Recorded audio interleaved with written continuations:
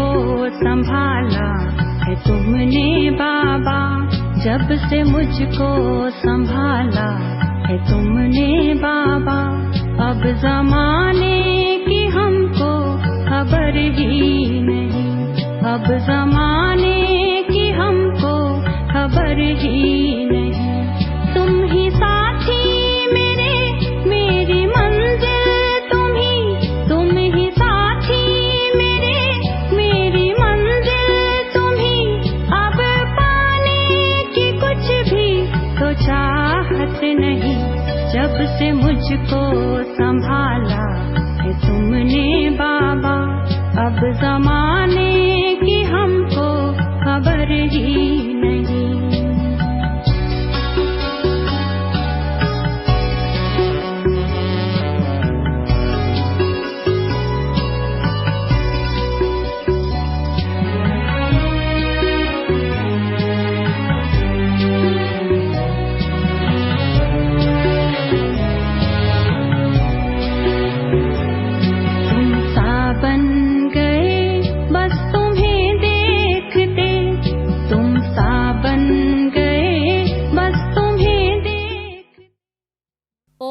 शांति। आज 24 मई 2021 ईश्वरीय महावाक्य है। बाबा कहते, मीठे बच्चे, तुमने रावण की मत पर बाप की ग्लानि की तो भारत कौड़ी तुल्य बना। अब उसे पहचान कर याद करो तो धनवान बन जाएंगे।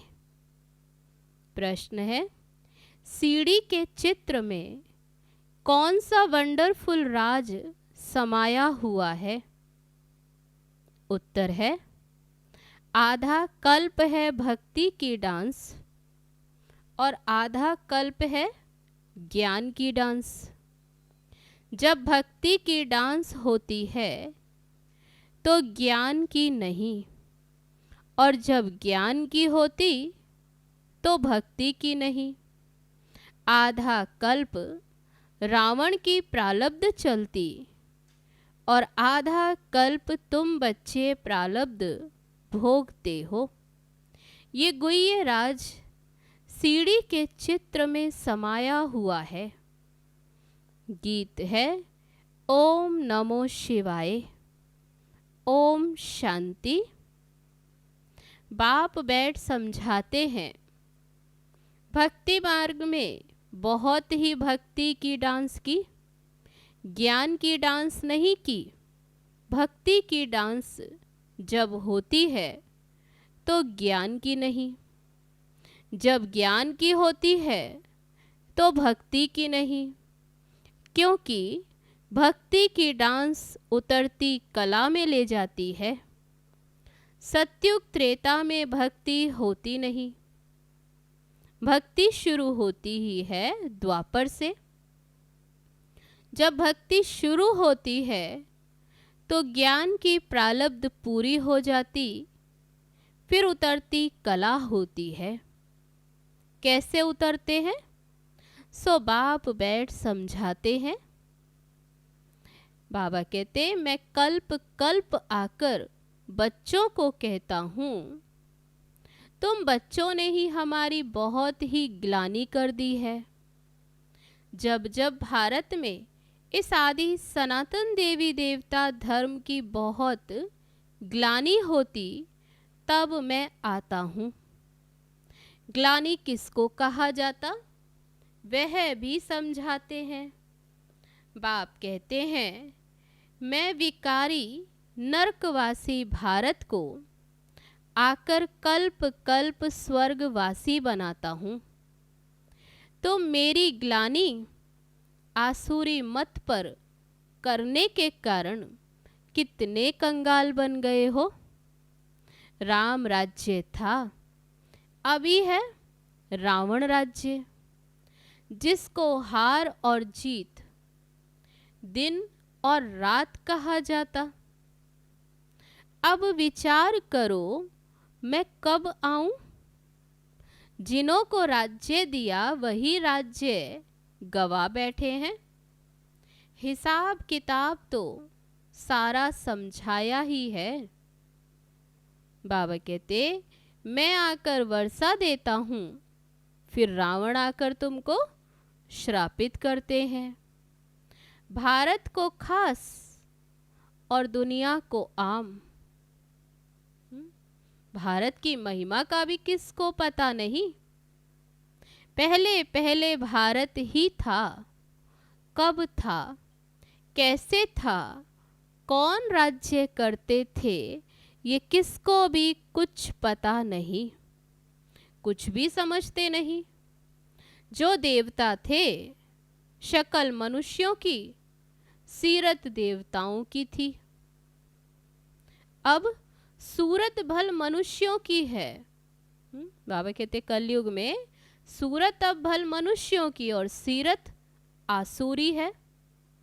जिसको समझाते वे समझते नहीं, क्योंकि पारलौकिक बाप को ही नहीं जानते, और ही बैठ गाली देते। बाप की ग्लानि करते करते बिल्कुल ही कौड़ी तुल्य बन गए हैं। भारत का डाउनफॉल हो गया है। ऐसी हालत जब होती, बाप कहते तब मैं आता हूँ। जब भारत का, बाबा कहते एकदम डाउनफॉल हो जाता, ये दुनिया पतित हो जाती, तब मैं आता। अभी तुम बच्चों को मैं सन्मुख समझा रहा हूँ, कल्प पहले भी ऐसे ही समझाया था। बाबा क्लियर करते कि पहली बार नहीं समझा रहा, ऐसे कल्प पहले भी समझाया था। ये दैवी संप्रदाय की स्थापना हो रही है। मनुष्य से देवता बन रहे हैं। मनुष्यों को ये पता ही नहीं है कि वह कब आते हैं। बाप कब आते? सत्युग त्रेता में तुम बड़ी खुशी में प्रारब्ध भोगते हो, फिर द्वापर से रावण का श्राप पाते पाते बिल्कुल ही खत्म हो जाते। जैसे देवताएं प्रारब्ध भोगते, बाबा कहते त्रेता के अंत में खत्म हो जाते हैं। रावण की आसुरी प्रारब्ध फिर शुरू होती। भक्ति भी पहले अव्यभिचारी होती, फिर व्याभिचारी होती। अनेकों की भक्ति करते रहते। सीढ़ी ठीक बनी हुई है। जो सीढ़ी का चित्र है, बाबा कहते ठीक बना है। हर एक चीज सतो प्रधान, फिर सतो रजो तमो बनती है। खाद पड़ती जाती। जब बाबा कहते सतो प्रधान थी, फिर धीरे धीरे खाद पड़ते नीचे आते पतित बनते जाते। अभी तुम बच्चों को ये समझाया तो बहुत अच्छी रीति जाता, परंतु फिर धारणा कम होती है। कोई में तो समझाने का फिर बिल्कुल अकल ही नहीं है। कोई अच्छे अनुभवी हैं जिनकी धारणा बड़ी अच्छी होती, नंबरवार तो होते हैं ना। स्टूडेंट्स का एक समान नहीं कहते। सभी स्टूडेंट एक समान हो तो बाबा कहते सभी स्टूडेंट एक समान नहीं कहते। कुछ ना कुछ तो नंबर जरूर रखेंगे। कोई को भी समझाना है बहुत सहज। बाप कहते हैं मुझे याद करो, मैं तुम्हारा बेहद का बाप, सृष्टि का रचयिता हूँ। मुझे याद करने से तुमको बेहद का वर्षा मिलेगा। याद से ही खाद निकलेगी। सिर्फ ये समझाओ कि तुम भारतवासी सत्युग में सतो प्रधान थे, अभी कलयुग में तमो प्रधान बने हो। आत्मा में ही खाद पड़ती है। पवित्र होने बिगर तो कोई भी वहां जा नहीं सकते। नई दुनिया में है ही सतो प्रधान। कपड़ा नया है तो कहेंगे सतो प्रधान, फिर पुराना तमो प्रधान हो जाता। अभी तो सबका कपड़ा फटने लायक है। सबकी, बाबा कहते शरीर की हालत कैसी है? एकदम जर्जर, जर्जरी भूत अवस्था को पाए हुए हैं। जो विश्व के मालिक थे वही बिल्कुल गरीब बने हैं, फिर उनको ही साहूकार बनना है। इन बातों को मनुष्य नहीं जानते। भारत स्वर्ग था, इन लक्ष्मी नारायण का राज्य था, और सब धर्म वाले तो फिर बाद में आए। बाबा तुमको रियल बात बैठ समझाते हैं। गीता का देखो कितना मान है, पढ़ते पढ़ते बिल्कुल ही नीचे गिर गए। तब पुकारते हैं, हे पतित पावन आओ। हम भ्रष्टाचारी बन गए हैं। सदगति तो भगवान ही दे सकते हैं, बाकी शास्त्रों में तो सब है भक्ति मार्ग। तुम्हारी बुद्धि में बैठा है, हम बाबा के ज्ञान से देवता बनते हैं। अब सारी दुनिया से वैराग्य। सन्यासी भी भक्ति करते हैं, गंगा स्नान आदि करते हैं। भक्ति भी सतो प्रधान, फिर रजो तमो होती है। बाबा कहते भक्ति भी पहले एक शिव की भक्ति, देवी देवताओं की भक्ति, तो बाबा कहते वह भी फिर धीरे धीरे रजो और तमो प्रधान होती। ये भी ऐसे आधा कल्प दिन और आधा कल्प रात गाई जाती है। ब्रह्मा के साथ जरूर ब्राह्मणों का भी होगा। अभी तुम दिन में जाते हो, सत्युग त्रेता मन दिन, फिर भक्ति की रात पूरी होती। भक्ति में तो बहुत दुख है, उनको रात कहा जाता। अंधेरे में धक्के खाते रहते हैं भगवान से मिलने के लिए। भक्ति मार्ग में सदगति देने वाला कोई होता नहीं। तुम्हारे सिवाय कोई भी यथार्थ रीति भगवान को नहीं जानते। आत्मा भी बिंदी, परमात्मा भी बिंदी, ये बात कोई भी समझ न सके। परमात्मा ही स्वयं आकर ब्रह्मा तन से समझाते हैं। उन्होंने फिर भागीरथ बैल के रूप में दिखाया। अब बैल की तो बात ही नहीं। बाप सब बातें अच्छी रीति समझाते हैं, परंतु किसकी बुद्धि में पूरी रीति बैठता नहीं। बाप बैठ समझाते हैं, बच्चे मैं तुम आत्माओं का बाप हूँ। तुम मुझे याद करो और वर्षे को याद करो, तो तुम्हारे विकर्म विनाश होंगे। फिर भी कहते हो भूल जाते हैं।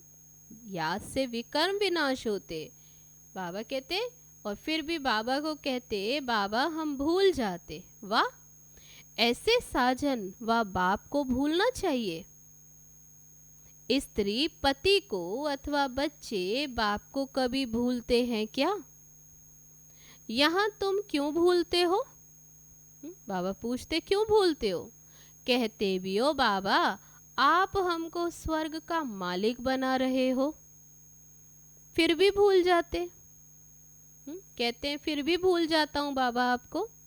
बाबा कहते याद ही नहीं करेंगे तो अंदर जो कट चढ़ी है वे कैसे निकलेगी।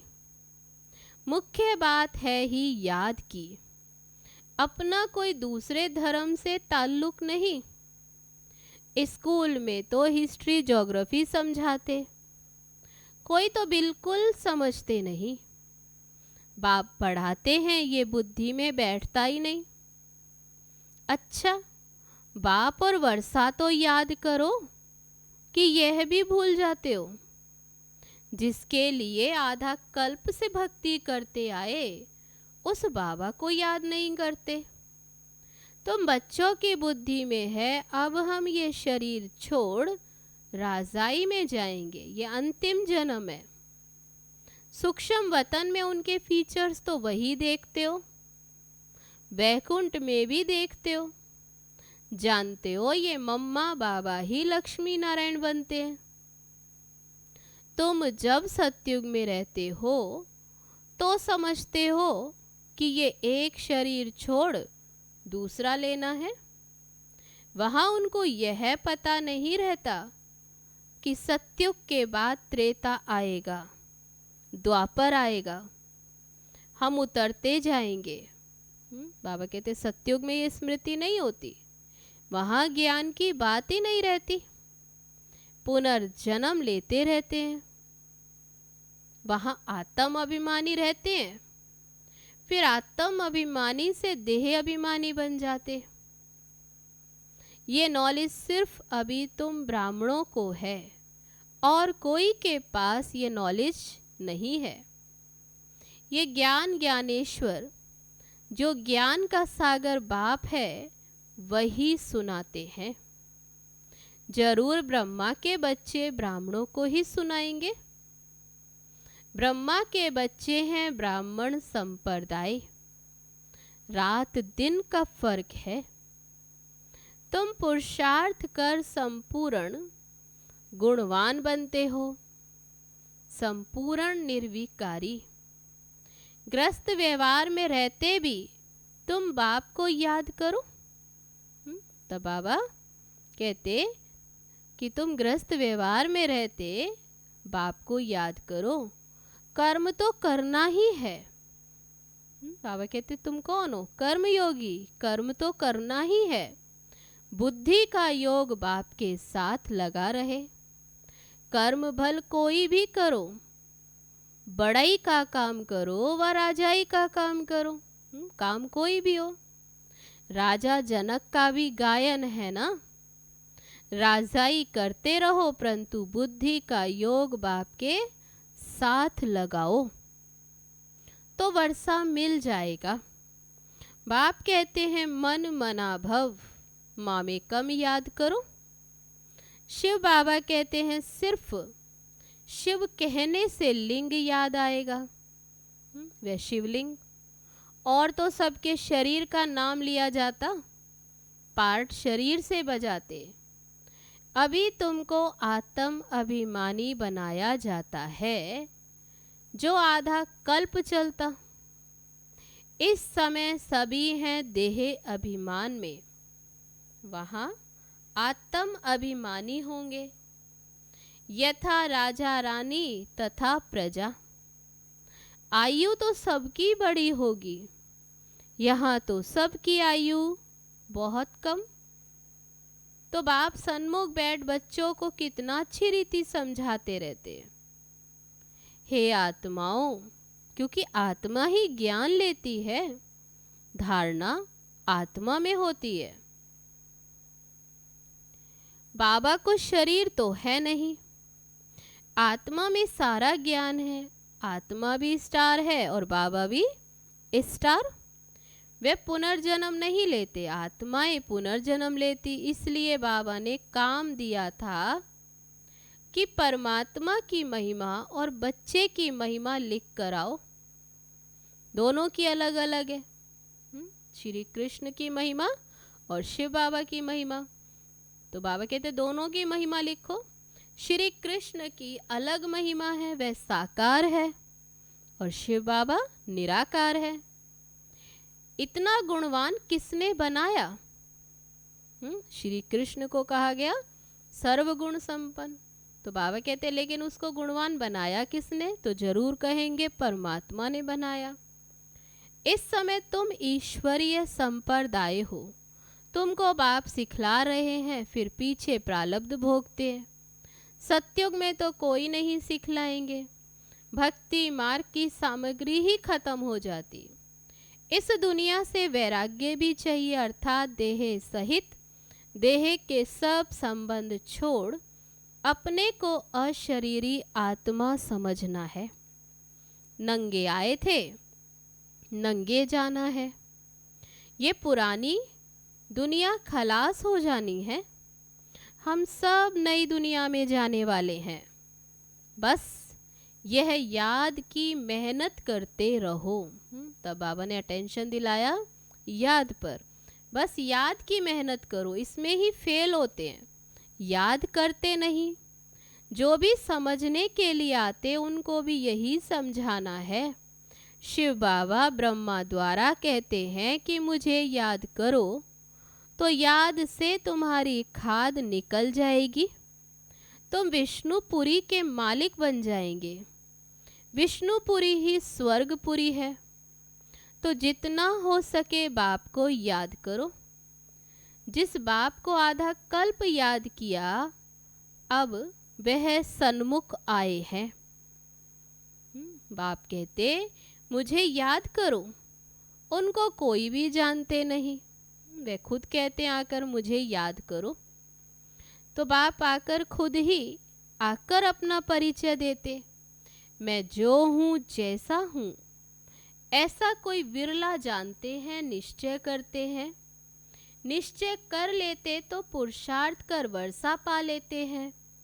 शिव बाबा कहते हैं मुझे याद करने से ही तुम्हारे विकर्म विनाश होंगे और तुम पवित्र बन पवित्र दुनिया के मालिक बनेंगे।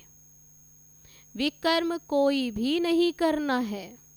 तब बाबा कहते ये अंतिम जन्म विकर्म अब कोई भी नहीं करना है, बाप की याद से सर्व विकर्म विनाश करने। अच्छा, मीठे मीठे सिक्के लदे बच्चों प्रति माता पिता बाप दादा का याद प्यार और गुड मॉर्निंग। रूहानी बाप की रूहानी बच्चों को नमस्ते। हम रूहानी बच्चों की रूहानी बाप दादा को नमस्ते नमस्ते। ओम शांति। अब है धारणा के लिए मुख्य सार। पहली पॉइंट,